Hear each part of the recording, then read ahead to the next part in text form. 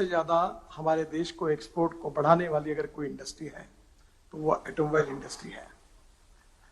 और इस इंडस्ट्री का और विकास हो और आत्मनिर्भर भारत के निर्माण में हम जो नई नीतियों के साथ इस देश को आर्थिक दृष्टि से समृद्ध और संपन्न बनाना चाहते हैं, उसमें निश्चित रूप से इस क्षेत्र की भूमिका बहुत महत्वपूर्ण है। और इसीलिए हमने 2015 से इस पॉलिसी पर अध्ययन शुरू किया और आज मुझे खुशी है कि आदरणीय प्रधानमंत्री जी के द्वारा इसका प्रारंभ भी होने जा रहा है। हमने महत्वपूर्ण निर्णय लिया क्योंकि पेरिस में प्रधानमंत्री जी के मार्गदर्शन में जो पेरिस एकॉर्ड हुआ, उसमें हमारे देश में हमने पोल्यूशन के बारे में काफी महत्वपूर्ण निर्णय लिए। देश के इतिहास के 3 महत्वपूर्ण पिलर हैं। एक है ethics, economy, ecology and environment.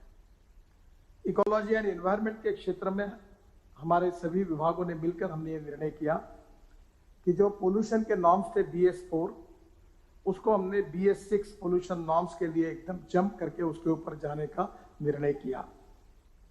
Automobile industry को इसके बारे में काफी रिजर्वेशन था।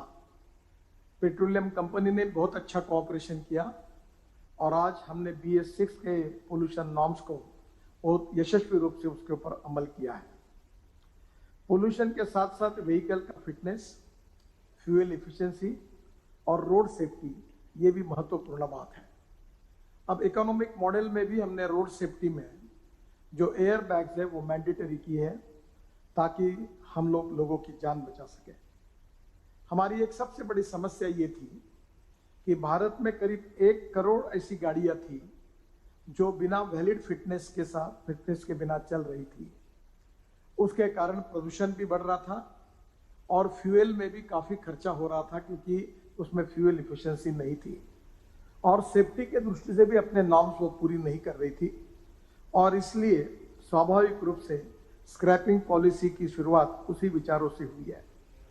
पुराने वाहन फिट वाहनों की तुलना में 10 से 12% अधिक पर्यावरण को निश्चित रूप से उसकी रक्षा करते हैं, क्योंकि इसका जो पुराने वाहनों का जो प्रदूषण प्रमाण है वो 10 से 12 गुना अधिक है। और रोड सेफ्टी के लिए वो एक जोखिम के रूप में हमारे सामने निश्चित रूप से पुराने वाहनों को लेकर एक समस्या भी है। हमारा ऑटोमोबाइल सेक्टर बहुत महत्वपूर्ण है। ऑटोमोबाइल सेक्टर का कुल टर्नओवर 7.5 लाख करोड़ का है। इस इंडस्ट्री से लगभग 3.7 करोड़ लोगों को डायरेक्टली या इनडायरेक्टली रोजगार मिला है। ऑटो इंडस्ट्री का कुल एक्सपोर्ट 3.5 लाख करोड़ का है और कोविड महामारी के बावजूद भी पैसेंजर व्हीकल सेगमेंट की कुल रिकवरी प्री कोविड के मुकाबले 98% हुई है।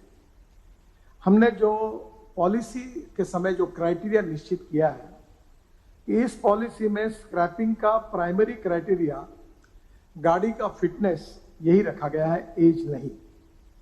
और इसलिए फिटनेस ये क्राइटेरिया रखने के कारण हम देश भर में डिस्ट्रिक्ट लेवल पर PPP मोड में हम फिटनेस सेंटर के भी निर्माण करने वाले कार्य को प्रोत्साहित कर रहे हैं। एज से केवल बढ़ती हुई एज अगर बढ़ा तो उसमें केवल हमने री रजिस्ट्रेशन फी और फिटनेस सर्टिफिकेट फीस जो है वो लागू की है। ये पॉलिसी सब स्टेक होल्डर्स के लिए फायदेमंद है और सबके लिए इसकी उपयोग भी होगा। इसका कारण यह है कि मैन्युफैक्चरिंग सेक्टर में इसके कारण बढ़ावा मिलेगा। उसके साथ विशेष रूप से